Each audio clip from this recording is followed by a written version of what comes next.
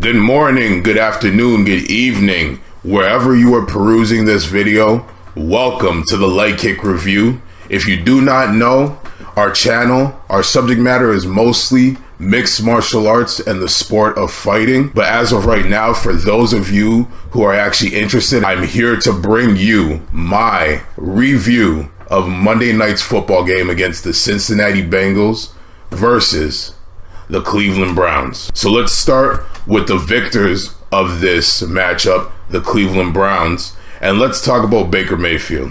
Baker Mayfield, drafted in 2018 from Oklahoma in the same draft as Saquon Barkley and Lamar Jackson. Baker was good. He had a good game. A lot of people going into this game wanted to write Baker off, and I thought it was unfair. Even going into the game, I thought it was unfair. But I think Cleveland Brown fans were calm about Baker Mayfield's progression going into this season.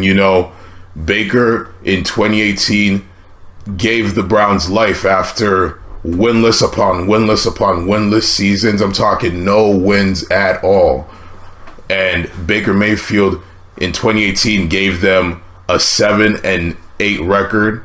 The following year gave them a 6-10 record. And a lot of people want to write Baker off because in 2019 he had OBJ and the defense was supposed to progress. Those things did not pan out. But let's remember that he did not have an offensive line that could protect him or establish a quality run game. But now that he has that, everybody's probably going to be singing Baker's praises. I thought he had a good game. 16 for 23 pass attempts for 219 yards. He had 2 passing TDs, 1 interception, 0 sacks. So he definitely stayed clean. The line on the Cleveland Browns is definitely better this year. But, I've always thought, what a rookie quarterback really needs to succeed.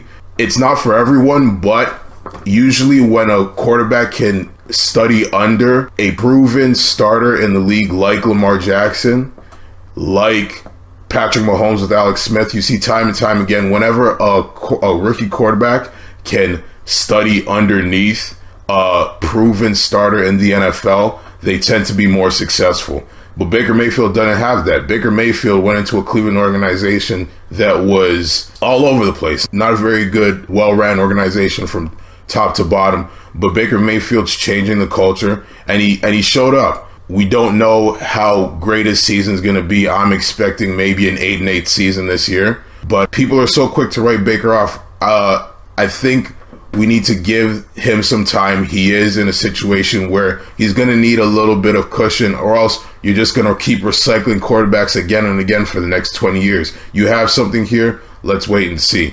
OBJ had 74 yards and he had 4 receptions. Landry had 3 receptions for 46 yards. But the highlight of the game, the X factor of the game, was Nick Chubb, who ran for 124 yards, had 2 TDs. Big game for Nick Chubb. Difference in the game, the difference maker in the game is one team was able to establish their running game while the other team wasn't. So the real question here from this game is, do the Browns have an identity? I don't know if they have an identity, but there definitely is a culture shift. There definitely is a philosophy here in place. And when I say philosophy, you got to look at the day-to-day practical things that are taking place. Are you converting on third down? Are you getting good field positioning to start your drives? Are you letting 17, 14, less than 20 points a game? This is the kind of things that shape a football team's philosophy, a football team's culture, and eventually lead you to having an identity. They definitely look like they were able to accomplish a lot of their goals against the Bengals in this game.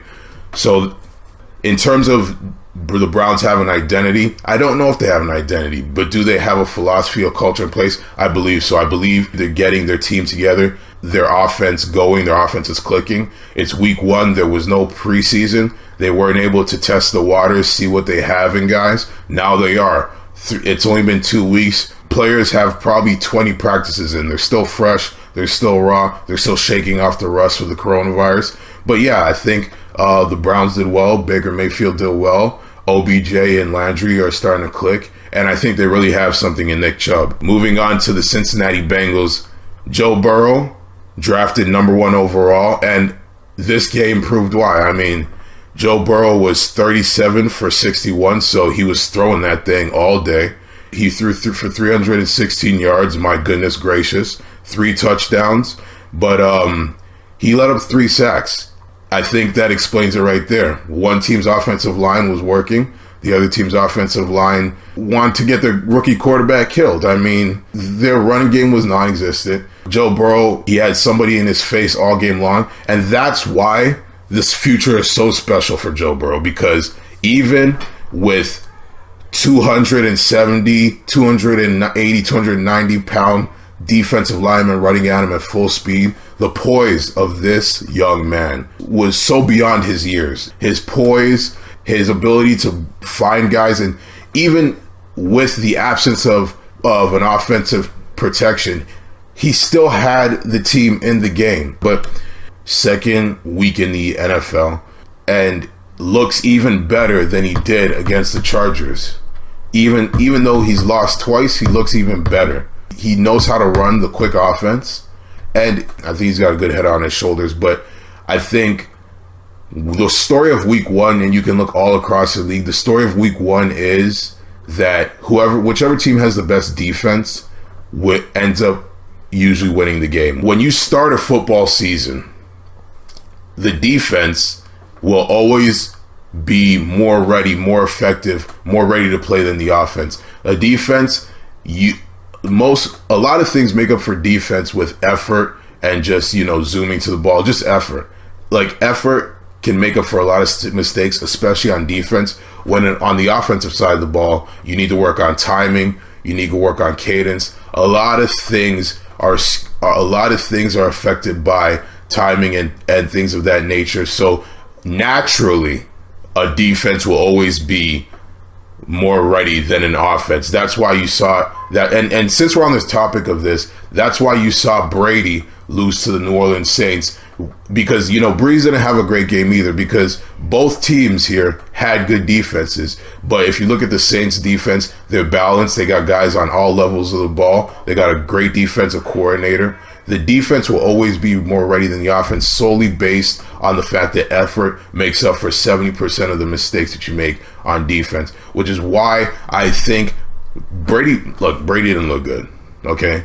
Brady didn't look good. But at the end of the day, things will change solely based on the fact that you need not solely based on the fact, because there was no preseason, so Brady couldn't get timing figured out with his receivers and in-game reps. But that was the first time he had in-game reps with his receivers, and I think you're going to see a major difference in week 2.